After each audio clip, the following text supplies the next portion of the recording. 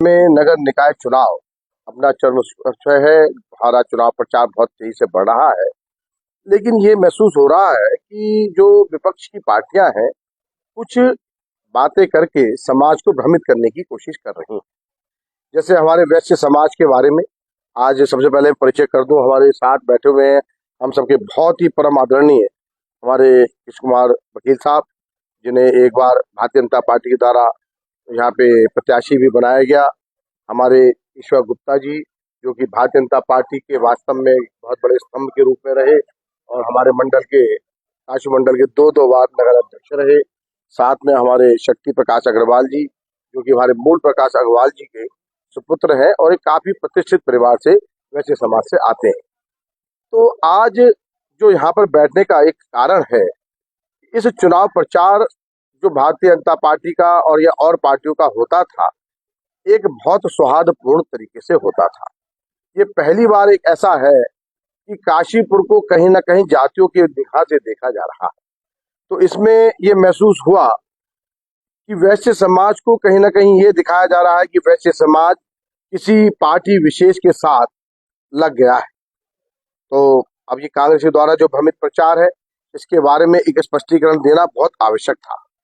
एक लगातार जो प्रयास किया गया कांग्रेस प्रत्याशी के द्वारा कि भारतीय जनता पार्टी के अलावा जो वैश्य समाज है वो आज कांग्रेस प्रत्याशी के साथ है। तो मैं एक बात कहना चाहता हूँ कि वैश्य समाज एक हमेशा राष्ट्रभक्त समाज सेवी समाज है और आज के जमाने में जो भारतीय जनता पार्टी है उसके अलावा कोई दूसरी पार्टी राष्ट्रभक्त नहीं है।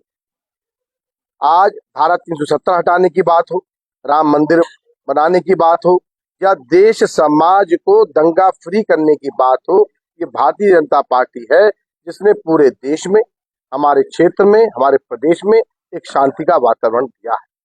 तो ये वैश्य समाज हमेशा ऐसी ही पार्टी के साथ रहना चाहता है जो समाज के बारे में चिंता करती है। रही कांग्रेस की बात, यदि हम केंद्र स्तर पर देखें तो ये अपने में प्रत्याशी जो हमारे कांग्रेस के प्रत्याशी हैं उनसे भी पूछना चाहता हूं, वो अपने विचार बताएं कि धारा 370 के बारे में। उनके जो केंद्रीय अधिकारी हैं, उनके अध्यक्ष हैं, वो कहते हैं एक बार हम सत्ता में आ जाए तो धारा 370 को वापस लेके आने वाले। उनका क्या स्पष्टीकरण है? ये वक्फ बोर्ड के बारे में, जिसके द्वारा अब सब समाज की जमीनों पर अवैध कब्जे किए गए हैं, जिसके बारे में भारतीय जनता पार्टी हमेशा हटाने की बात या उसका एक सरलीकरण करने की बात करती है, उसके बारे में हमारे प्रत्याशी क्या कहना चाहते हैं। ऐसे ही आज जो कांग्रेस के प्रत्याशी रहे, उनके जो अध्यक्ष हैं, वो आज तक राम मंदिर में दर्शन करने नहीं गए।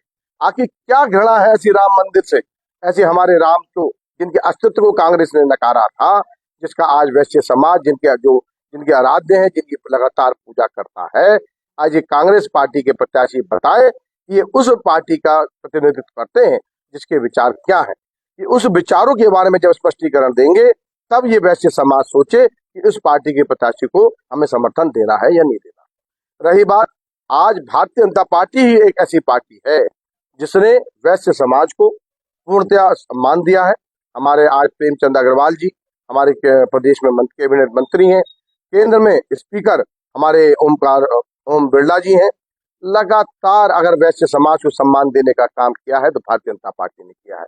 और एक कांग्रेस की पार्टी है, हमारे बहुत से वैश्य समाज के लोग शुरुआत में कांग्रेस पार्टी से जुड़े रहे, लेकिन कांग्रेस पार्टी के द्वारा कभी सम्मान नहीं दिया गया। और लेकिन ये हमारी जो भारतीय जनता पार्टी है, एक ऐसी पार्टी है जो सर्वधर्म समभाव, सर्व जाति समभाव, सब लोगों को लेकर साथ चलती है। और चूंकि वैश्य समाज हमेशा समाज सेवा में आगे रहा है, इसलिए भारतीय जनता पार्टी ने उन्हें हमेशा उचित सम्मान भी दिया है। तो रही बात कि इस जो इलेक्शन में इस तरीके की बातों को जो ये फैला रहे हैं कि वैश्य समाज आज कांग्रेस पार्टी के साथ है या कोई समाज उनके साथ है, ये कहीं ना कहीं हमारे समाज को जातियों में बांटने का एक कुत्सित प्रयास किया जा रहा है। हम भारतीय जनता पार्टी के जो हम क्षेत्र के कार्यकर्ता हैं, जो नेता हैं, उनके इस प्रयास की लगातार भर्त्सना करते हैं और क्षेत्र की जनता को बताना चाहते हैं कि ऐसे प्रत्याशी के साथ जो क्षेत्र को जातियों में बांटना चाहता हो, आज हमारा पूरा हिंदू समाज, हमारा पूरा प्रदेश, हमारा क्षेत्र एक साथ अपने क्षेत्र की उन्नति के लिए, विकास की तरह आगे बढ़ना चाहता है। तो हम उस प्रत्याशी के साथ हैं जो विकास की सोच रखता हो। आज पुष्कर धामी जी के नेतृत्व में यूसीसी आने की बात चल रही है, अर्थात सबको समान अधिकार देने की बात चल रही है। हमारे जो कांग्रेस के प्रत्याशी हैं वो इनके बारे में कुछ नहीं बोलते, सिर्फ अनर्गल बात कर कर समाज को भ्रमित करने का जो प्रयास कर रहे हैं, हम उसकी भी बहुत लगातार भर्त्सना करते हैं।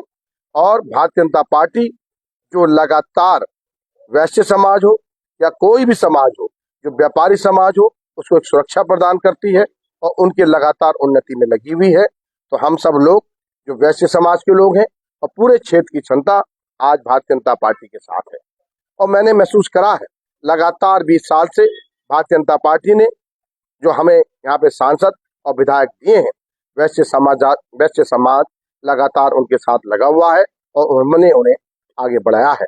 तो इस चुनाव में भी हम भारतीय जनता पार्टी के साथ हैं और उसके प्रत्याशी दीपक बाली के आगे बढ़ने में हम कोई कसर नहीं छोड़ने वाले। बात करें गुप्ता जी, जिस तरीके से आपने देखा है चुनावी मैदान में अलग अलग बातें सामने आती है, उसी प्रकार से चुनाव शुरू होने के साथ ही संदीप सहगल को टिकट मिलने के साथ ही बात निकल कर आ रही थी कि कांग्रेस प्रत्याशी संदीप सहगल तो बनिया समाज के दामाद है, उसको लेकर आप क्या कहना चाहेंगे? देखिए, बनिया समाज के दामाद होना, देखिए मैंने क्या कहा, ये काशीपुर जो है जातियों का बात नहीं करता है। हम लोगों में इंटरकास्ट मैरिज होना, इस बात को इस तरीके से कहना कि आज पंजाबी समाज की बहुत सारी बालिकाएं हमारे वैश्य समाज में है और वैश्य समाज की बहुत सारी बालिकाएं और समाज में भी हैं, तो इसमें अपने आप को पूरे समाज का दामाद कह देना, यह भी एक छोटी मानसिकता को दिखाता है। और पारिवारिक रिश्तों को चुनाव में लाना, मैं इस बात को बिल्कुल अच्छा नहीं मानता हूँ। हमें बात करनी चाहिए चुनाव में आदमी के सोच पर, हमें बात करनी चाहिए पार्टी की सोच पर, कौन सी पार्टी क्या चीज को प्रतिनिधित्व करती है, ना कि इस तरीके की ओछी बातें करने का बात करनी।